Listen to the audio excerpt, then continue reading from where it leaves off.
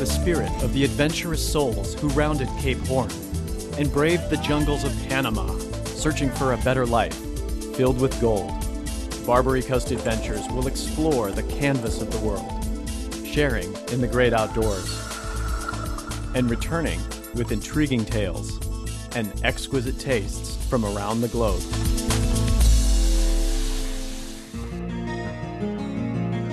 Well, here we go again. It's another exciting episode of Barbary Coast Adventures, and this time we're headed down to New Zealand. It's gonna be great. We're gonna trek all over the South Island for a few episodes. The beauty of this is Air New Zealand set up a brand new non-stop flight from San Francisco down to Auckland, so it's gonna be smooth sailing.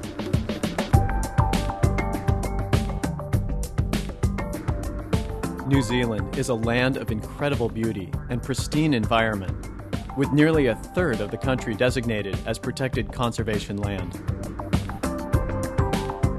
Its two main islands combine to form a land area about the size of California, but with a population of just 4 million people.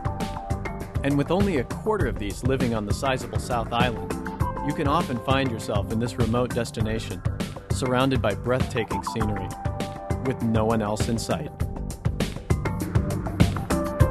Air New Zealand offers non-stop service from SFO to Auckland. This convenient flight is a 13-hour overnight.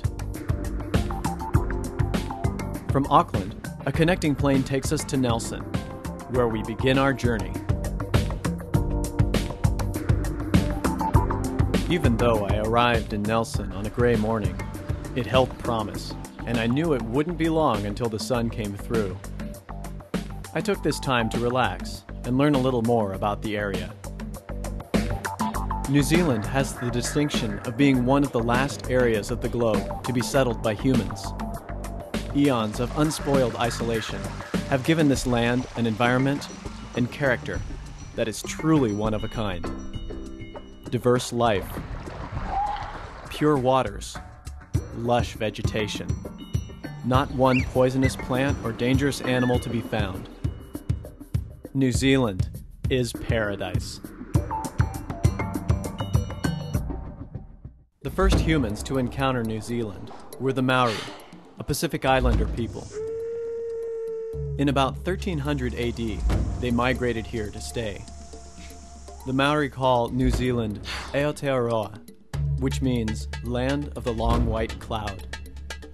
According to their oral history, it was Kupe, the great navigator, who first discovered the islands. He paddled his waka-orua, or touring canoe, from the land of Hawaii, an island homeland still unknown to today's scholars. The northern end of the South Island is where Kupe was believed to have made landfall, sometime around 950 AD. The pomanu, or precious greenstone, that he discovered and brought back with him, is readily found in this area. For over 300 years, the Maori have been living here, undisturbed, when the first Pakeha, the Maori word for Europeans, arrived. Abel Tasman, a Dutch captain, was the first Western explorer to sight the islands as he sailed from Indonesia in 1642. Although he didn't make landfall, his discovery put New Zealand on the map for others to follow. Today, Abel Tasman National Park graces the seashore where the first contact between Maori and Pakeha was made. And this will be where I get my first taste of outdoor adventure, Kiwi style.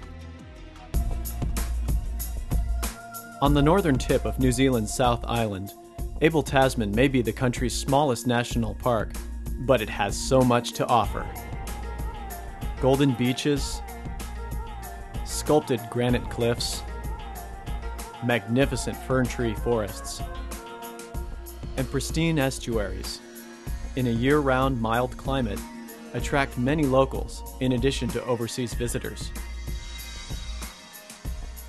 I came here for a 3-day excursion along the world-famous Abel Tasman Track, which hugs the coastline north of the city of Nelson.